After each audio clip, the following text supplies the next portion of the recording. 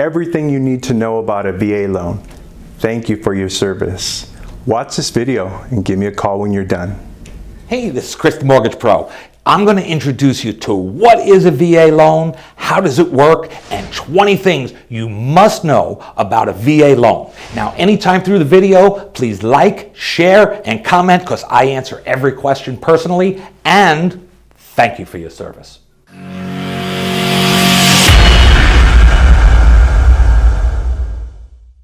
Number one, if you have an honorable discharge or a general discharge. A general discharge basically is somebody, sometimes the military for one reason or another just lets you go early. You didn't do anything wrong, but with a general discharge, you can also get a VA loan. If you have a less than honorable discharge, you would not be entitled. Number two, DD-214. I need your DD-214, and what I'm going to do is I'm going to take that, send it to the VA, and I'm going to get what's called your certificate of eligibility. That's going to tell us how much you're entitled to for a VA loan. Number three, people often think I can only have one VA loan at a time. Well, that's not true either. If the VA loan that you might currently have is for a small amount, you have an added eligibility. You're not going to be able to buy two expensive homes with a VA, but very often I see people with two VA loans at the same time. Number four, maximum loan amount. Well, first of all, you can get a loan for $1 million with a VA loan. How does that work? Aren't there limits? Well, kind of. What happens is the VA is going to guarantee 25% of the loan. Now, if the limit is $453,100, that's what it is right here in San Bernardino County, California. If you want a house $100,000 more, $553,100, you would be required to put as a down payment 25% of that amount. So 25% over $100,000, you put a $25,000 down.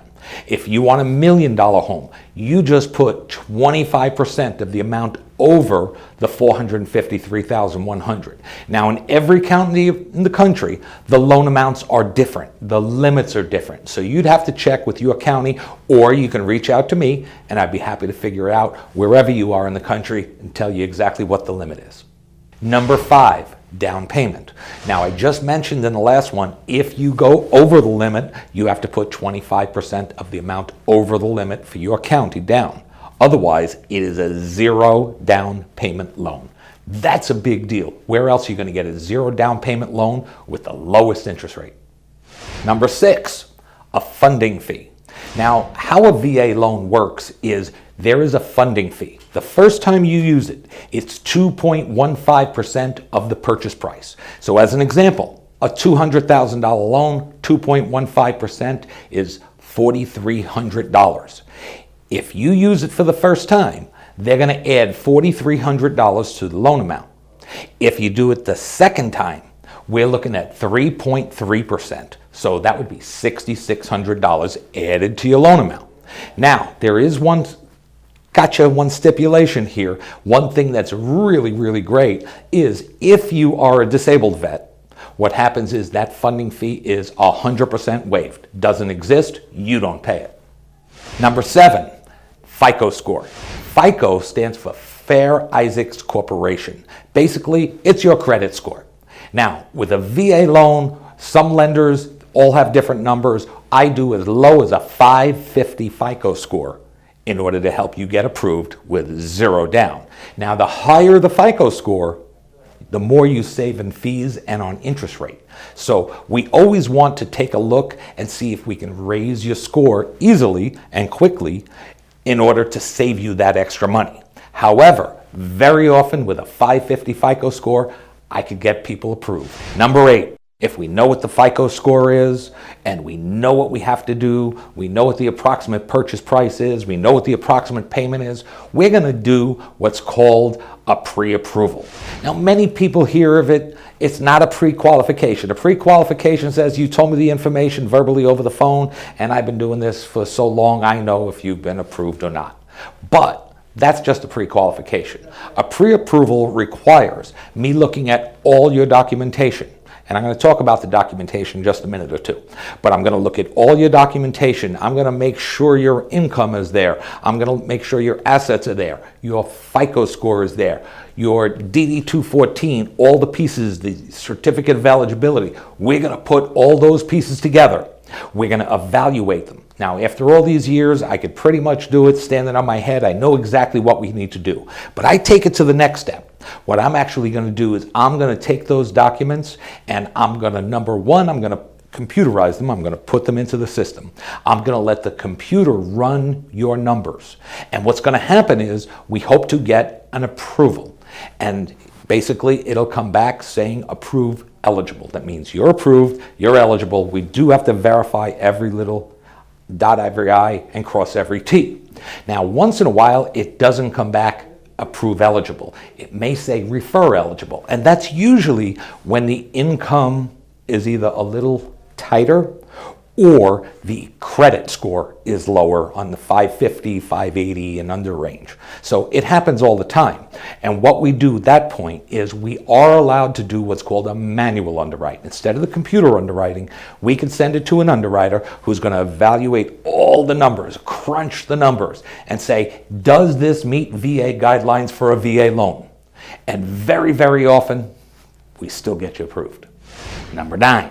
We have you approved. The next step is an agent, real estate agent, is going to take you out and show you properties. Maybe you've already seen a property. Maybe you haven't. Maybe you have an agent. If you don't, I know all the top-notch agents in the area who are going to help you take it to the next level, show you the houses, show you what you are interested in. You're going to tell them, you know, I'm looking for this many bedrooms, this many bathrooms in this area. This is what the school district I want a pool, whatever it is. Their job is to find that house and represent you. Number 10. We get an offer accepted. That means the real estate agent who listed the house has presented your offer, your price, and your terms to the seller, and the seller has accepted the terms. Now we're going to do what we call opening up escrow. We're ready to start the ball moving. Number 11, disclosures. We are going to disclose all the financial numbers to you. Sometimes this takes a day or two because there's a lot of numbers.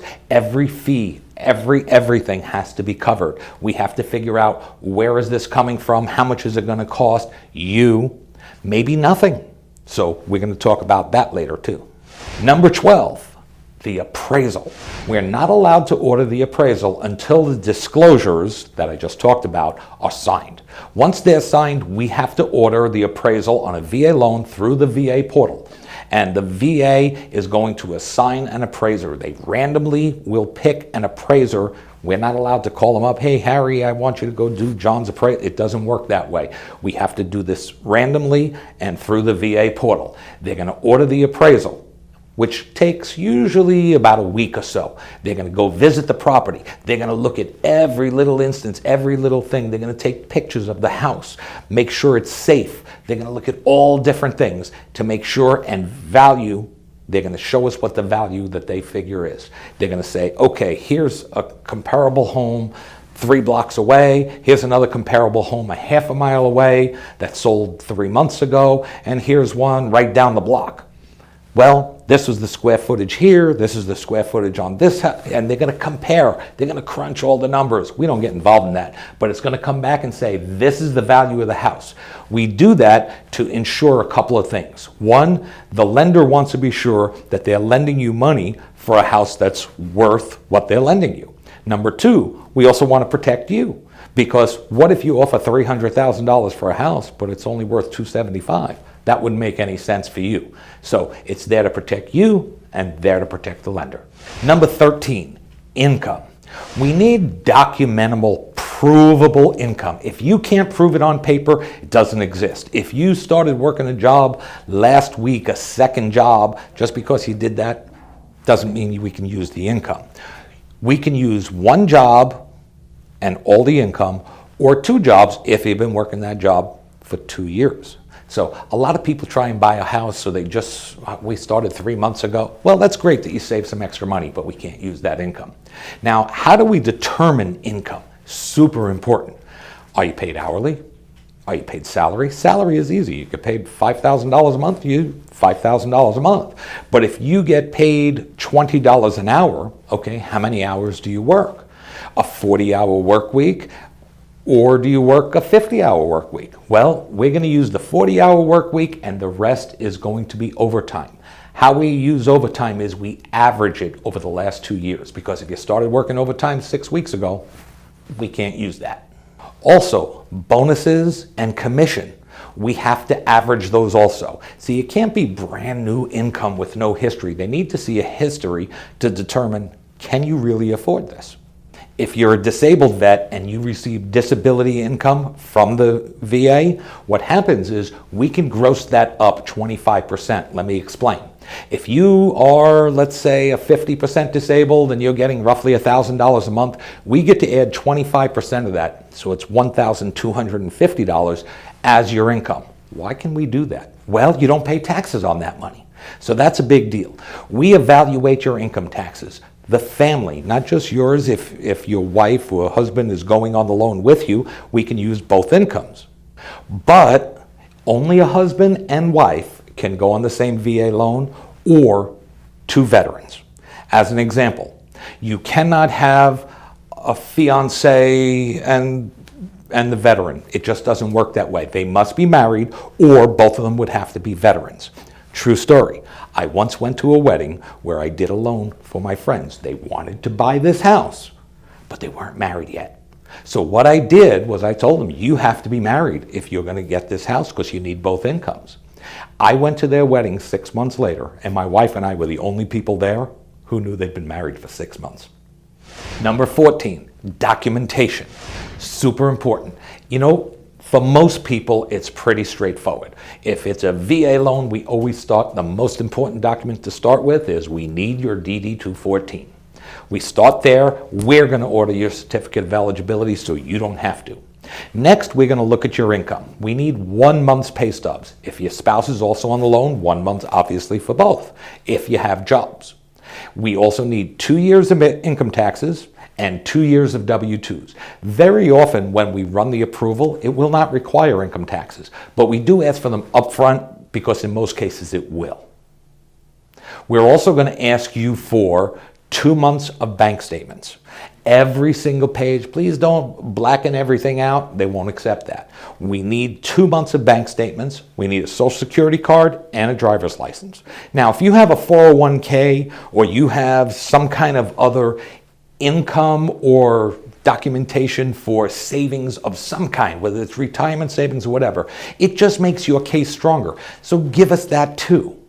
If you've had a bankruptcy in the recent past, we're going to need bankruptcy documentation also. So these things change with everybody.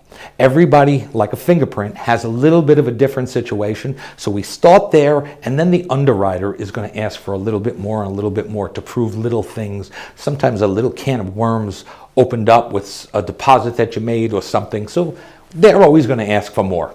Get used to it. That's how it works. Number 15. Termite report. You know, with an FHA loan, conventional loans, other types of loans, we very often do not need a termite report. On a VA loan, it is mandatory every single time. They are meant to protect you as the consumer. You as the veteran who's buying this home, they want to make sure you don't have a ton of termite damage or even a little termite damage that we don't want you to be responsible for. Number 16. It's starting to get exciting now. You're finding the house that you're looking for. We've gone through the pre-approval process. We ordered the appraisal. We ordered the termite. It goes to the underwriter, and the underwriter reviews all the documents, and we get the approval. And that is one of the most exciting things. We're at the stage where we have the approval. Now what happens is they're always going to say, I need this other piece of documentation or that piece of documentation. That is very normal stuff, but at least we know this is exactly what we need to get you in your own home. Number 17. You meet those conditions, the conditions that the underwriter asks for. He may say, let me see the homeowner's insurance, or I don't like this, or I don't like that. Let me just prove that. You give us all those conditions. Hopefully you gave it to us very quickly, because the quicker you give us the documents, the quicker we close your loan. Number 18. Closing disclosures. These are the final numbers that is going to be used for the closing. It's going to say, this is your interest rate, this is what this cost, this is what that cost. There's a lot of different ways to do this, but these are the final numbers. If you have to come in with any money, and we're still going to talk about if you do or not, this is how it works. They're going to give you the final numbers. Number 19. Along the way, there were a couple of things that have happened. One is, you know that you had usually a 0 down payment loan with the VA. However, there are still closing costs. Now, there are 3 ways to pay closing costs. One is we ask the seller to pay, and sometimes we do get them to pay, and sometimes you ask them for $8,000 for closing costs, and they say, we're going to pay $3,000. So it's a negotiation back and forth. Sometimes you pay, you can pay the rest. Or sometimes I can raise the interest rate up just a little bit, and by doing that, I get what's called a lender credit, and we could apply that to closing costs. Now, sometimes the seller says, I'll pay 3, we raise the interest rate a little bit, we get $3,000 in the lender credit, and you pay $2,000 out of your pocket. See, it could be any combination of those things. But this is how a VA loan works. Yes, 0 down payment, but somebody's still got to pay those closing costs. Number 20, you sign the documents. You sign the documents, you and whoever is on title, your spouse or whoever it is. You sign the documents. And then usually, sometimes the same day if it's done real early, or the next day, we fund the loan. That means the money has been wired to pay off the other loan, to pay off the purchase, and now the house is yours with one small exception. The county has to record it. Once they put their stamp of approval, it is recorded with the county. You have successfully, after 20 steps, fired your landlord.